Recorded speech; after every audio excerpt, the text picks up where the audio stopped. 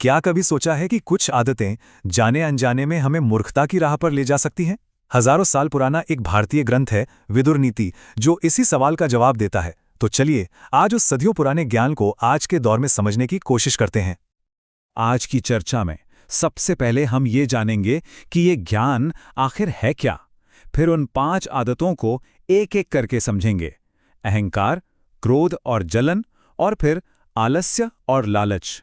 और आखिर में इस बात पर गौर करेंगे कि इन आदतों से बचकर ज्ञान का रास्ता कैसे चुनें।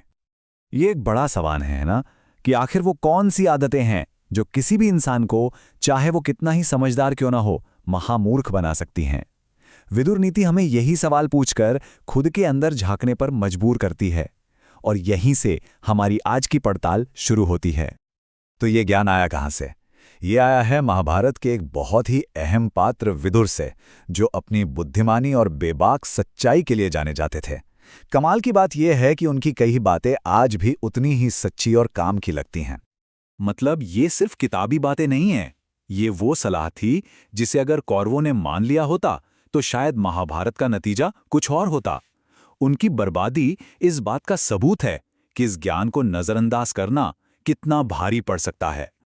तो विदुर ने ऐसी 5 खास आदतों की पहचान की जो अगर किसी इंसान में घर कर जाएं तो उसे असफलता और मूर्खता की तरफ धकेल देती हैं। तो चलिए शुरू करते हैं पहली और शायद सबसे खतरनाक आदत से, अहंकार। ये वो विश्वास है कि मैं ही सबसे ऊपर हूं, मैं ही सबसे बेहतर हूं। अहंकार मतलब सिर्फ घमंड नहीं। इसका असली खतरा तब शुरू होता है जब कोई ये मान लेता है कि उसे किसी की सलाह की जरूरत ही नहीं है। वो सीखना बंद कर देता है। और यही तो कौरवों की सबसे बड़ी भूल थी। अहंकार ने उन्हें इतना अंधा कर दिया था कि उन्हें विदुर की कोई भी सही बात सुनाई ही नहीं दी। लेकिन अच्छी बात यह है कि अहंकार का एक तोड़ भी है, हमेशा विनम्र बने रहना, दूसरों की राय को ध्यान से सुनना, और सबसे जरूरी अपनी गलतियों को मानने की हिम्मत रखना। ये 3 कदम इस जहर को फैलने से रोक सकते हैं। अच्छा, अहंकार के बाद अब बात करते हैं 2 ऐसी भावनाओं की जो किसी आग की तरह हैं, क्रोध और जलन।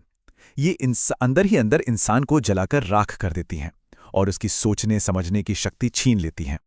देखिए, क्रोध और जलन दोनों में एक फर्क है। क्रोध एक तरह का धमाका है जो बाहर की तरफ होता है और तुरंत नुकसान पहुंचाता है। वहीं जलन एक धीमा जहर है जो अंदर ही अंदर सुलगता रहता है और मन की शांति छीन लेता है। दुर्योधन का पांडवों के लिए क्रोध और जलन, यही तो महाभारत के युद्ध की जड़ बना था। अच्छी बात यह है कि इस आग को बुझाने के तरीके भी हैं। जब भी क्रोध आए तो कोई भी फैसला लेने से पहले रुक जाना, एक गहरी सांस लेना जरूरी है। और जलन से बचने के लिए अपनी सोच को बदलना होगा। दूसरों की कामयाबी से जलने की बजाय उसे अपनी प्रेरणा बनाना होगा। चलिए अब आते हैं आखिरी 2 आदतों पर।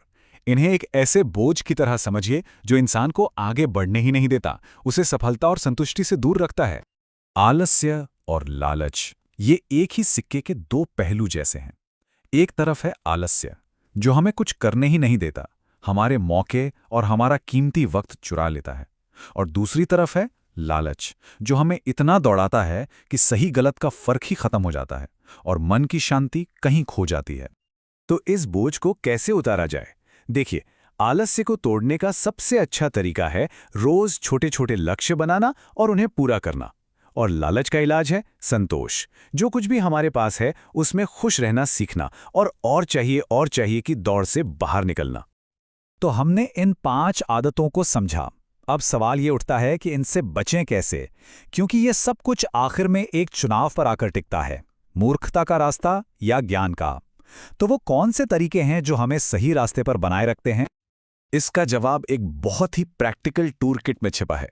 इसमें 3 चीजें हैं। पहली, आत्मजागरूकता, यानी ये मानना कि हाँ, ये कमियां मुझ में भी हो सकती हैं। दूसरी, ध्यान और संयम, ताकि मन शांत रहे। और तीसरी है सकारात्मक सोच, जो बुरी भावनाओं को हम पर हावी नहीं होने देती। ये तीनों मिलकर इन 5 आदतों के खिलाफ एक मजबूत ढाल का काम करते हैं। और आखिर में यही सवाल हमारे सामने खड़ा होता है। विदुर का ये हजारों साल पुराना ज्ञान आज भी हमें खुद के अंदर झांकने की एक चुनौती देता है। सवाल सिर्फ इन आदतों को जानने का नहीं है, बल्कि इनसे दूरी बनाने का रास्ता चुनने का है। ये एक व्यक्तिगत चुनौती है।